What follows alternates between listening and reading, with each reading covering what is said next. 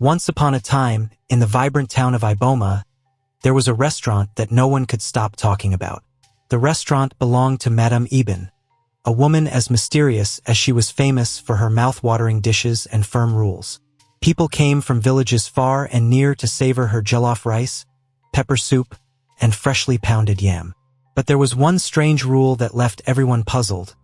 A rule that was as strict as it was unusual. Water was forbidden in her restaurant. Not a drop was allowed, neither for drinking nor cooking, and it was a rule Madame Ibn enforced fiercely. Customers found this baffling. What kind of restaurant did not allow water? Some said it was superstition, others whispered of curses, but no one dared to ask her directly. And if anyone tried to sneak in a bottle of water, Madame Ibn's sharp eyes and swift hand would catch it before the bottle could even be opened. Those who broke the rule were either thrown out or given a cold, silent stare that sent them running. Among those who found this rule strange was a young woman named Ifeoma. Ifeoma had recently moved to Iboma to stay with her aunt, helping her with her small tailoring business. She was known in the town as curious and thoughtful, always questioning things most people ignored. In her short time there, Ifeoma had become fascinated by Madame Ibn's restaurant and, more importantly, the mystery of the water ban. Ifeoma often passed by the restaurant on her way to run errands, and each time she would slow her steps, peeking in through the large glass windows to observe the bustling activity inside. She was drawn to the place, intrigued by Madame Ibn's strictness, but also by the whisper of something darker in the air around it, something people avoided speaking of directly. One evening, Ifeoma was sitting with her friends outside a small cafe when someone brought up Madame Ibn's restaurant. "Have any of you actually asked her why there's no water allowed there?" Ifeoma asked, leaning forward with a curious look. Her friend Amaka, a lively girl with a knack for gossip, chuckled. "Ah, Ifeoma, you're new here. Everyone knows there's something off about that place, but no one asks Madame Ibn questions. They say she has reasons only she and the spirits know." Ifeoma frowned. "Spirits? That sounds a bit too mysterious for a restaurant, don't you think?" Another friend, Chitty, shrugged. "Maybe. But if it's true, it would explain why she guards that rule so strictly. People say she once kicked out a man just for bringing in a bottle of water. Threw him out like he'd insulted her ancestors." The table erupted in laughter, but Ifeoma was quiet. She was no stranger to family rules and traditions that seemed strange at first glance. Her own family carried its own set of customs, most of which she hadn't questioned deeply.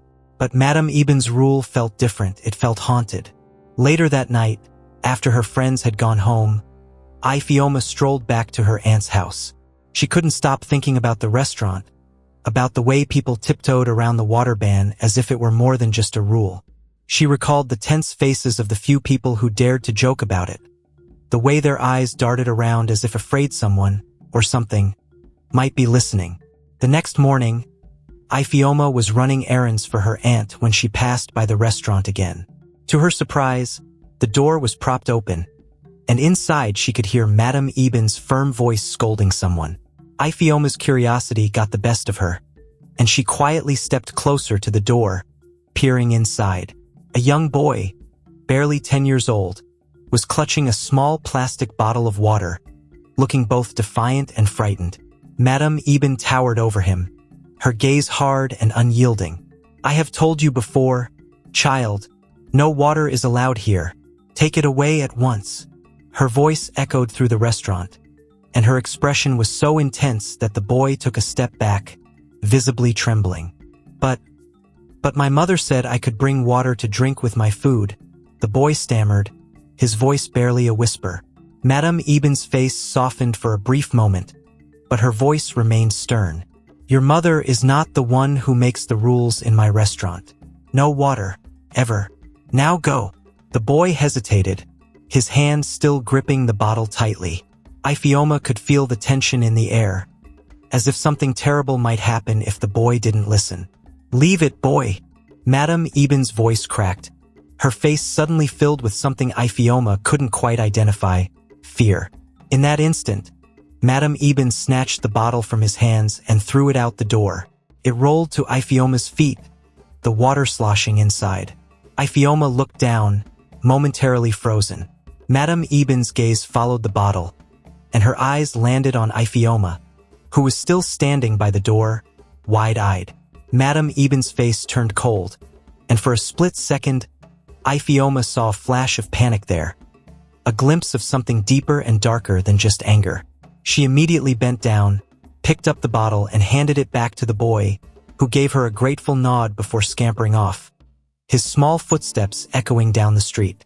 As he disappeared, Madame Eben's expression shifted back to her usual stoic demeanor. She looked at Ifeoma, her face unreadable, and gave a slight nod before turning and walking back inside. Ifeoma watched her go, feeling unsettled by what she had just witnessed. The way Madame Eben reacted. It was as if the sight of water itself had struck fear into her heart. Ifeoma stood there for a moment, processing everything. She couldn't shake the sense that this wasn't just about a restaurant rule or personal superstition. Madame Eben's reaction was too intense, too filled with dread. But what could be so terrifying about a single bottle of water? For days, Ifeoma tried to ignore the nagging questions in her mind, but they persisted, pulling at her curiosity like an itch that wouldn't go away. Eventually, she decided to dig a little deeper. After all, she reasoned, if there was nothing behind the rumors, she would find out quickly. But if there was something real behind Madame Eben's fear, well, that would explain a lot. She started with the town's elders, visiting them under the guise of helping her aunt with a delivery business. Whenever she had a chance, she asked them questions, hoping to catch a clue about Madame Eben's past. One day, during a quiet moment with an old woman named Mama Folake, Ifeoma carefully brought up the topic. Mama Folake, I hear that Madame Eben has strict rules in her restaurant, she began, choosing her words with care, especially about water. Do you know why? Mama Folake's face immediately darkened, and she glanced around, as if checking that no one else was listening. Ah, Ifeoma, she sighed. You are young and curious, but some things are better left alone. There are reasons, old reasons, why water is not welcome in her place. Madame Eben. She is guarding something that even she may not fully understand. What is she guarding? Ifeoma pressed, feeling the tension rise within her. Mama Folake shook her head, her eyes filled with a mixture of fear and sadness. It is not my story to tell, my dear, but if you truly want to know, you must look to her mother, Ayabo. She was the first to own a restaurant years ago by the lake. The lake? Ifeoma's curiosity spiked even further. The lake on the outskirts of Iboma was known to be serene, a popular place for fishermen but otherwise quiet and untouched. It didn't seem connected to Madame Eben's restaurant in any obvious way. Yes, the lake, Mama Folake whispered, her voice barely audible. But beware, Ifeoma. Some truths are like salt in an open wound. They sting and linger, and sometimes, they make you wish you had left them buried. Mama Folake's words stayed with Ifeoma, heavy and unsettling. That night, Ifeoma lay in bed, unable to sleep, her mind racing. She couldn't stop thinking about the lake, Madame Eben, and the mention of Madame Eben's mother, Ayabo. Ifeoma had heard whispers of tragedy surrounding the lake, but they had always been vague, half-forgotten tales. The following day, Ifeoma returned to her aunt's house but found herself unable to concentrate on her work. Her mind drifted, and her hands moved absent-mindedly as she pondered the mystery further. She knew she had to go to the lake to see if there was any trace of Ayabo's story left there. As the sun began to set, casting a golden glow over Iboma, Ifeoma finally gathered the courage to visit the lake. The air was thick with the scent of damp earth and the distant sound of birds. Ifeoma stood by the water's edge, staring out over the calm surface, her heart pounding. She closed her eyes, breathing in the stillness around her. Somehow, she could almost feel a presence there, something lingering, silent but watchful. It was a strange feeling, one that sent a chill down her spine. Then, just as she was about to leave, she noticed something glinting on the shore, half buried in the mud. She reached down and picked up an old, tarnished pendant shaped like a droplet of water. It looked old, almost ancient, with a faint engraving on its surface. She turned it over in her hands, trying to make out the design. In that moment, she felt a strange connection, as if this pendant held a piece of the story she sought, as if it had somehow survived years of silence and was now waiting for someone to discover it. Clutching the pendant tightly, Ifeoma rose, her mind filled with questions. She knew now that she couldn't let this go. There was a story here, buried in time, and Madame Ibn was at the center of it. As she walked away from the lake, Ifeoma glanced back one last time. The water lay still and silent, reflecting the fading light of the setting sun. But beneath its surface, Ifeoma sensed something deeper, something ancient and waiting. And she knew, in her heart, that the story had only just begun. Ifeoma couldn't shake the feeling that the pendant she'd found by the lake was more than just an old piece of jewelry. She'd spent the night turning it over in her hands, wondering if it was a forgotten relic of Madame Ibn's family. The next morning, with the pendant tucked safely in her pocket, she resolved to dig deeper into the strange tale of Madame Ibn's water ban and its connection to the lake. There was only one person she could think of who might know more: Mama Yuzo, an elder who had lived in Iboma her whole life. Mama Yuzo was known for her knowledge of the town's history, especially the stories of families who had been there for generations. If anyone knew about Madame Ibn's past, it would be her. With a quiet determination, Ifeoma made her way to Mama Yuzo's house, a small, old bungalow with plants spilling from every corner of the yard. As she approached, she noticed the faint scent of herbs drifting through the air. She hesitated for a moment before knocking on the door, wondering if the elderly woman would even be willing to talk about something so sensitive.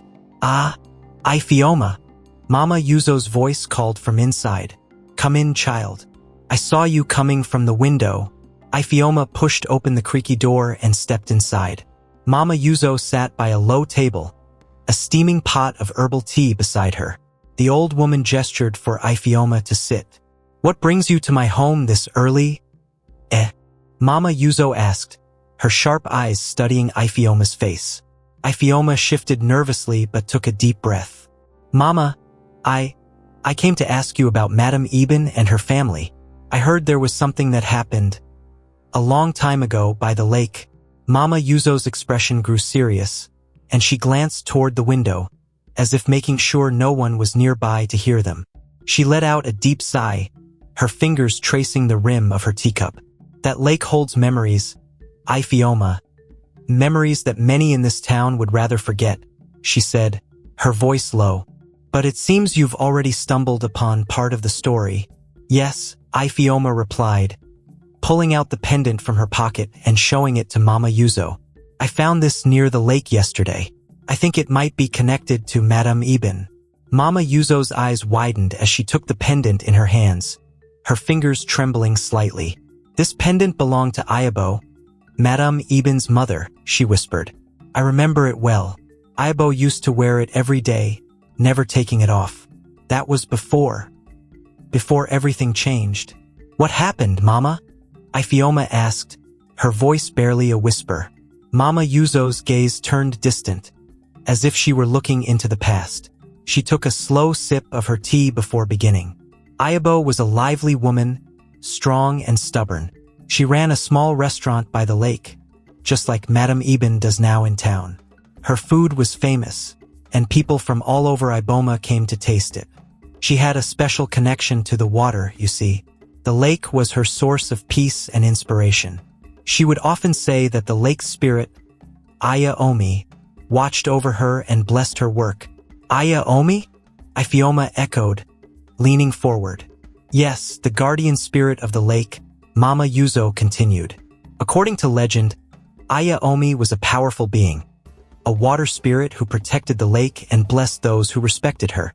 But Ayabo's relationship with the spirit went beyond respect.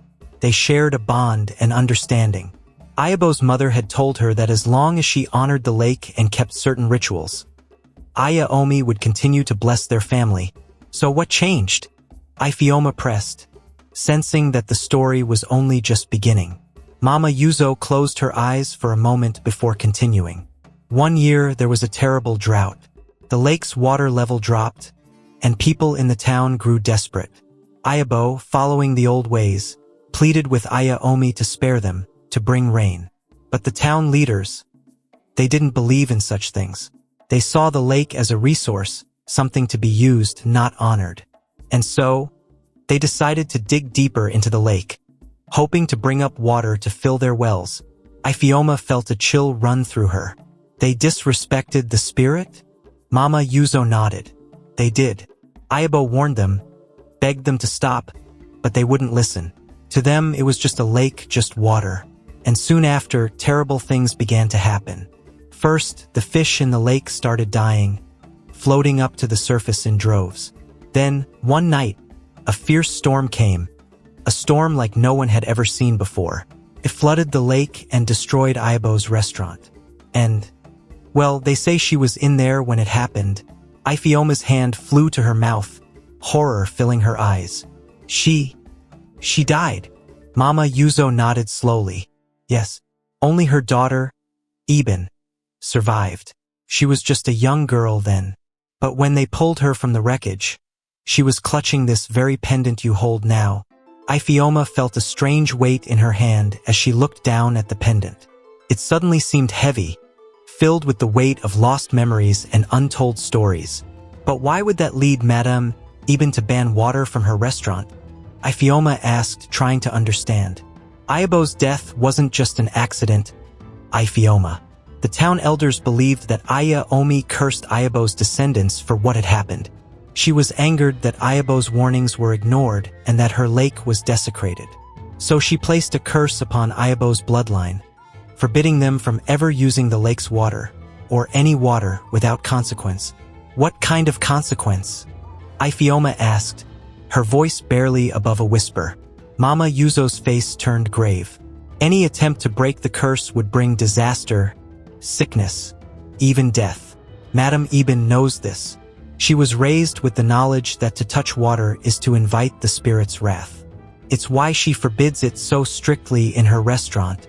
Ifeoma sat in silence, processing the weight of what she had just learned. It was as if the puzzle pieces were finally falling into place. Madame Ibin wasn't just enforcing a strange rule. She was protecting herself, and perhaps the whole town, from an ancient curse. But doesn't Madame Ibin feel trapped by this? Ifeoma asked. Surely she must want to live freely, without the fear of a curse. Mama Yuzo looked at Ifeoma with a sad smile. Perhaps, but we are all bound by the choices of those who came before us. This is her inheritance, one that she can neither escape nor break. She accepts it because she believes it keeps her safe. And as long as she honors the pact, she will remain unharmed. Ifeoma felt a deep sadness settle over her.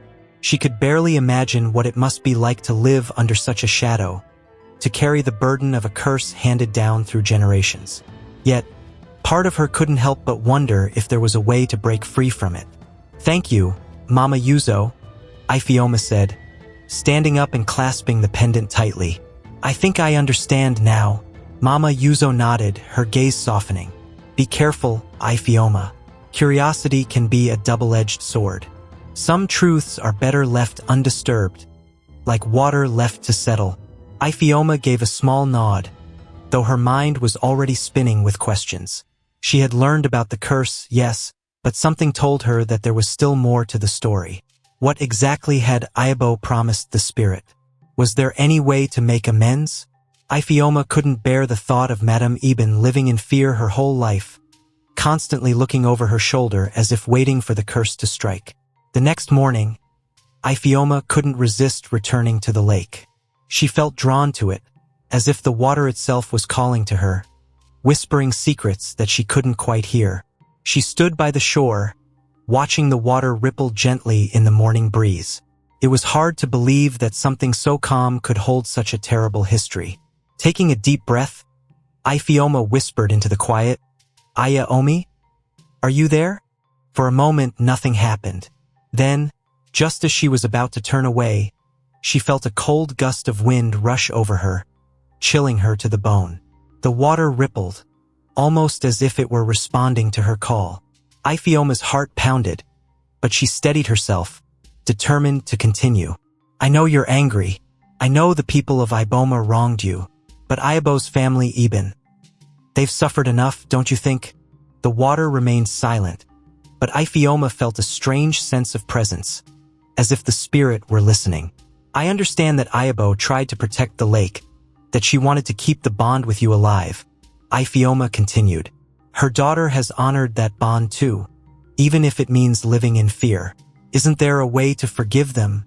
As if in response, the lake's surface shimmered, and for a brief moment, Ifeoma thought she saw a face in the water. A woman's face, both beautiful and sorrowful, her eyes filled with a sadness that seemed centuries old. Aya Omi? Ifeoma whispered, her voice trembling.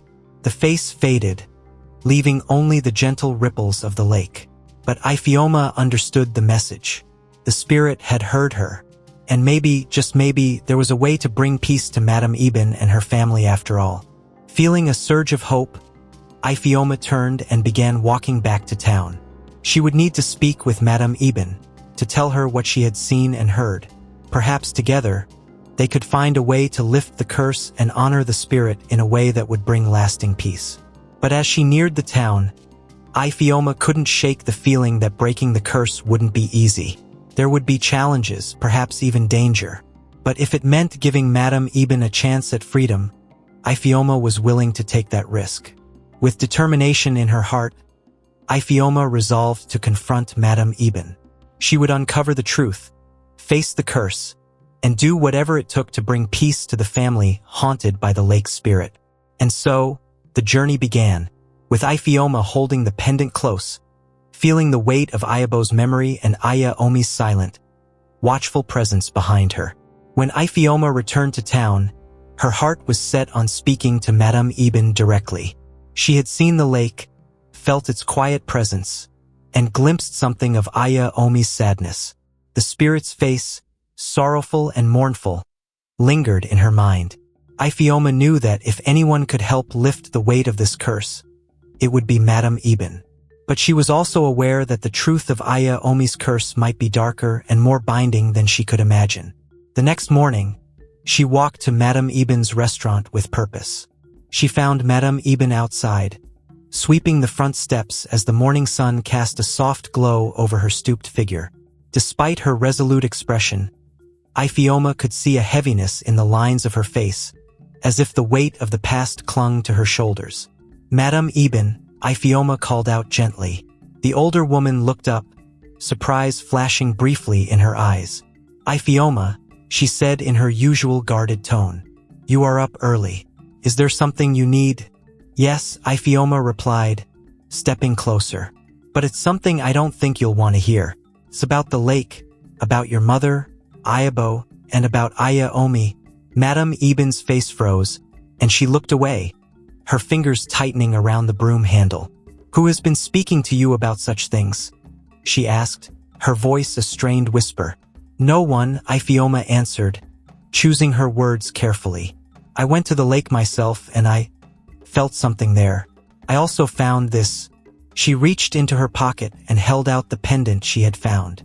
Madame Ibn's face softened, her eyes filling with something Ifeoma hadn't expected, grief. She reached out slowly, her fingers brushing against the pendant before she pulled her hand back, as if the small object held a memory too painful to touch. That was my mother's, Madame Ibn said, her voice barely audible. She wore it every day, even on the night she died.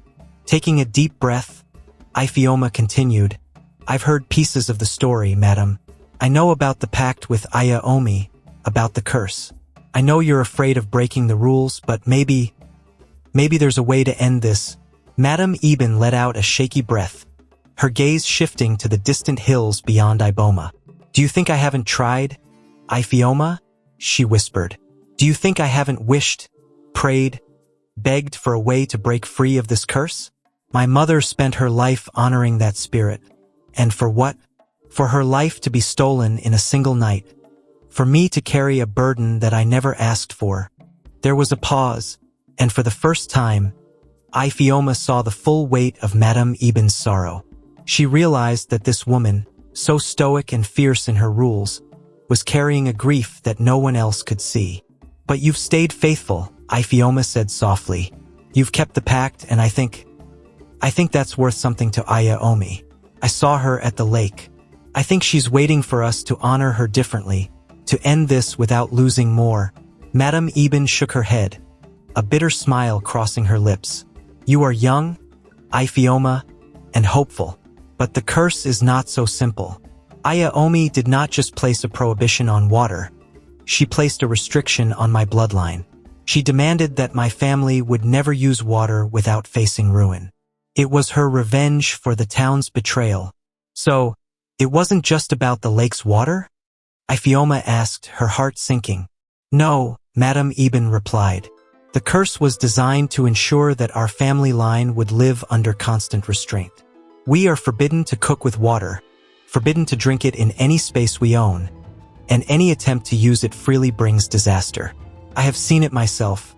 When I was younger, I tried to break the rule just once. What happened? Ifeoma asked, her voice filled with both fear and curiosity. Madam Ibn's face darkened, her jaw tightening. I was barely 19. I thought I could defy the curse, that it was nothing more than a story. I used water in my cooking, thinking I would be safe. But that night, the customers who ate my food fell gravely ill. Some even died. That was when I understood that the curse was real, that it would not be ignored.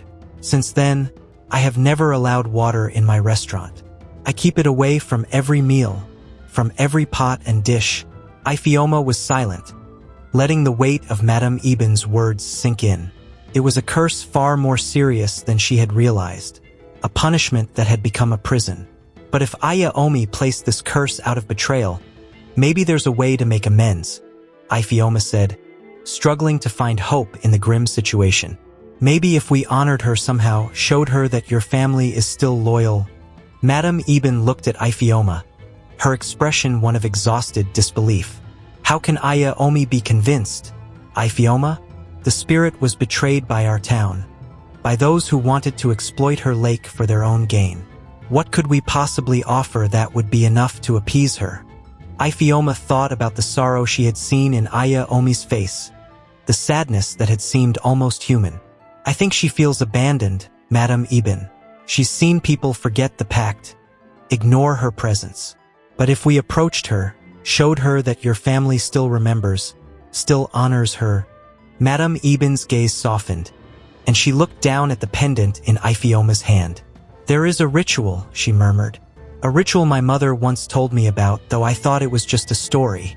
She said that, if the lake spirit ever grew angry, there was a way to seek her forgiveness. But it would require someone with courage and purity of heart, someone willing to risk themselves. A flicker of determination sparked in Ifeoma's eyes. Then let me do it. Let me be the one to ask for her forgiveness, madam. I'm not from your family, but I am willing to honor Aya Omi. I'll do what it takes to lift this curse. Madam Ibn looked at Ifeoma, surprise and hesitation mingling in her gaze. This is dangerous, Ifeoma. You are asking to place yourself in the hands of a spirit whose wrath is deep. You might not survive it. I know, Ifeoma replied, her voice steady. But I believe Aya Omi deserves to be heard, to be remembered properly. If this ritual can lift the curse, it will be worth the risk. After a long silence, Madam Ibn nodded. She reached into a drawer inside the restaurant and pulled out a small, weathered book. She opened it to a faded page, her finger tracing over words written in an old, nearly illegible script. This ritual, she said, requires you to go to the lake at midnight. You must bring an offering, something precious, something you are willing to part with forever. And you must recite an old invocation to call upon Aya Omi. If she accepts your offering, she may lift the curse. But if she doesn't, Madam Ibn's voice trailed off, the warning unspoken but clear. I understand, Ifeoma replied, taking the book and carefully studying the invocation. Madam Ibn watched her with a mixture of admiration and worry. You are a brave girl, Ifeoma, she murmured. Braver than I was at your age. My mother was willing to do anything to protect me from the spirit's wrath, and I spent years believing that we were powerless against it. But maybe you're right. Perhaps Aya Omi can be reasoned with. As the sun set that evening, Ifeoma prepared herself for the ritual, feeling both excitement and fear pulsing through her. She thought about what she would bring as her offering, something precious enough to show her sincerity. She chose a small beaded bracelet her grandmother had given her, a gift she had treasured since childhood. The hours slipped by, and when the time finally came, Ifeoma walked to the lake, the bracelet clutched tightly in her hand. The night was silent, the air thick with anticipation. She reached the edge of the water and knelt down, holding the book Madame Ibn had given her. Her heart pounded as she read the ancient invocation aloud, her voice carrying over the still water.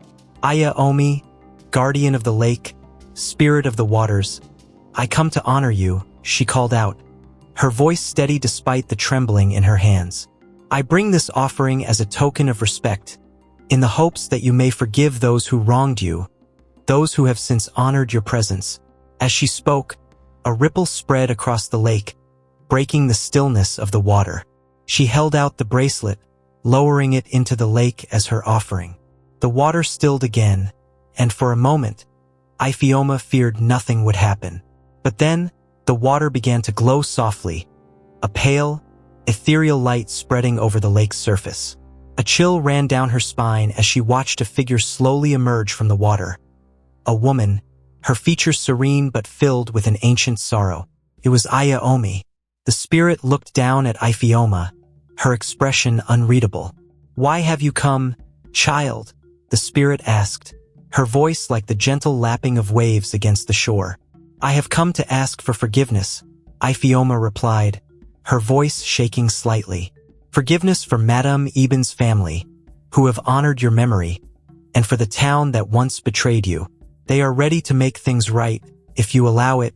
Aya Omi's gaze softened, and she looked out over the lake, as if remembering something from long ago. The pain of betrayal runs deep, young one.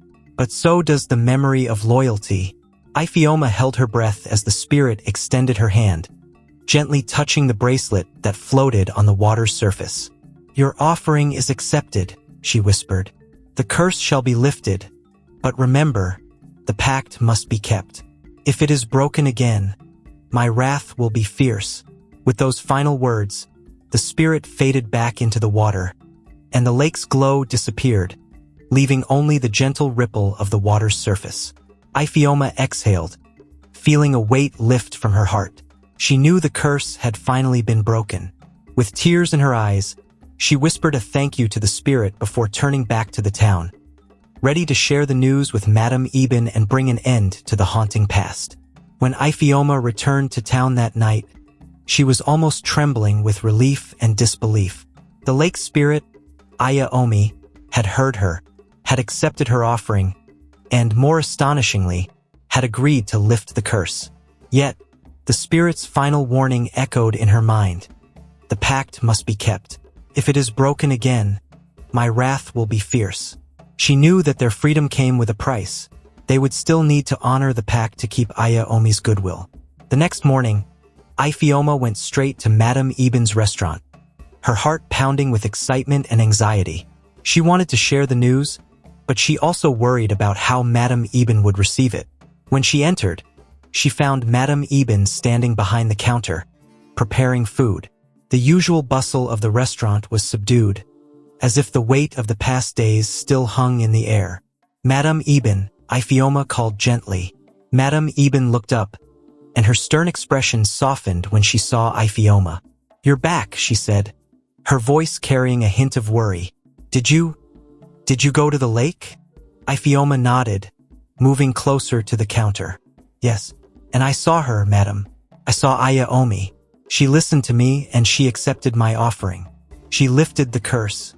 Madame Ibn's hands froze, her face shifting from disbelief to cautious hope. Are you certain, Ifeoma? I have lived under that curse my whole life. My mother died because of it. How can it simply end? I can't explain it fully, Ifeoma admitted. But Aya Omi said she would lift the curse. She warned us, though, the pact must still be honored. We cannot betray the lake again, or she will return with vengeance. Madame Ibn seemed to absorb this, her eyes distant as she processed the news. Slowly, she put down the knife she was holding and took a deep breath, as if allowing herself to believe it. My whole life, all I've ever known is caution, to follow the rules without question. And now you're telling me that it's over. Yes, Ifeoma said, her voice filled with warmth and certainty. You're free, Madam Ibn. Your family's bond with the curse is lifted. But we must still honor the spirit. She is giving us this chance to live without fear, but only if we respect her wishes. Madam Ibn nodded slowly, a faint smile breaking through her usual guarded expression. Then, Ifeoma, we will honor her. From this day forward, we will keep a pact of respect with the lake, with Aya Omi. No more fear, only gratitude. In the following days, the town began to notice changes at the restaurant. Madam Ibn, in a gesture of newfound freedom, allowed her customers to bring in water for the first time. Although there was still a sense of reverence in the air, the fear that had once surrounded the restaurant began to dissolve. The regulars came and went, curious but respectful, drinking water alongside their meals as if it were a precious gift. Word of the change spread quickly, and people from all over the town and nearby villages flocked to the restaurant to see it for themselves. Despite the newfound freedom, Ifeoma and Madam Ibn agreed to establish a tradition of honoring the lake. Every month, on the full moon, they would visit the lake together and bring offerings of food, flowers, or beads, small tokens to keep the bond with Aya Omi alive. Madam Ibn even crafted a small altar at the edge of the lake, a quiet space marked by stones and wildflowers where the offerings would be laid. They shared this ritual with the community, inviting others to join them if they wished. The first time they visited the lake together, Ifeoma felt a deep sense of peace wash over her.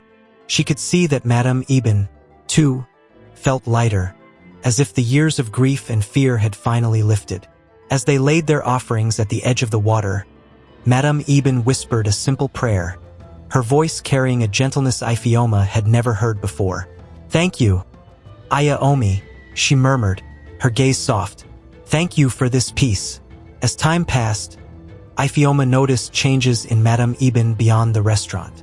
The woman who had once been stern and unyielding had become softer, more approachable. She even allowed herself to laugh more freely, to engage with her customers in a way that showed the warmth beneath her once guarded exterior. For the first time, Madam Ibn seemed to be living fully, no longer constrained by the shadow of her family's past. One evening, as Ifeoma helped close up the restaurant, Madam Ibn looked over at her with a grateful smile. You know, Ifeoma, she began, my mother always believed that our family would be cursed forever.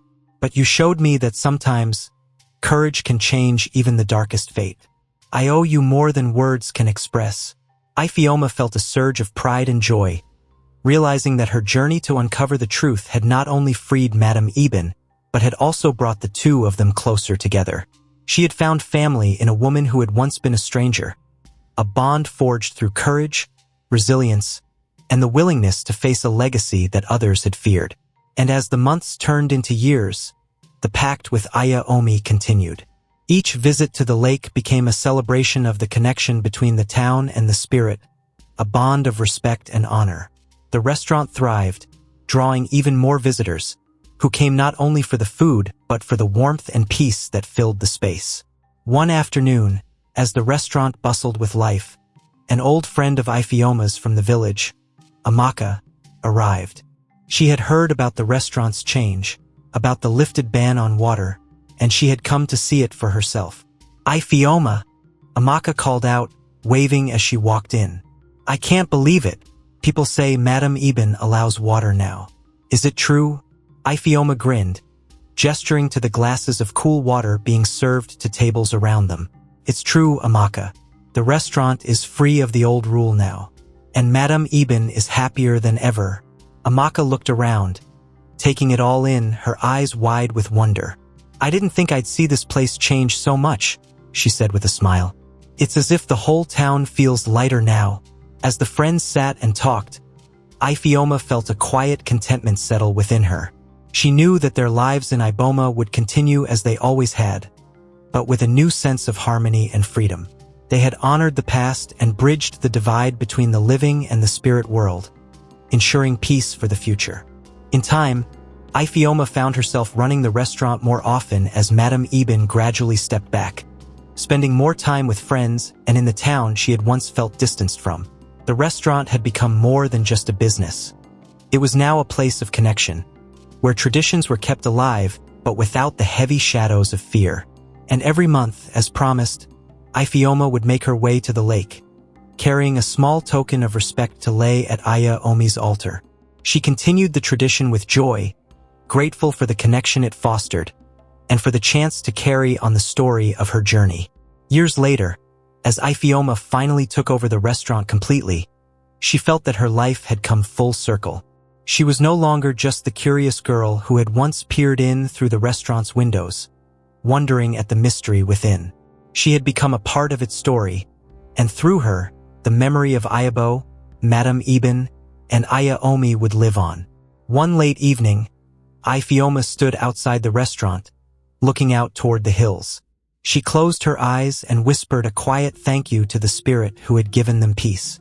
The night air was calm, and as she listened to the faint sounds of the town around her, she felt a deep and abiding peace within her heart.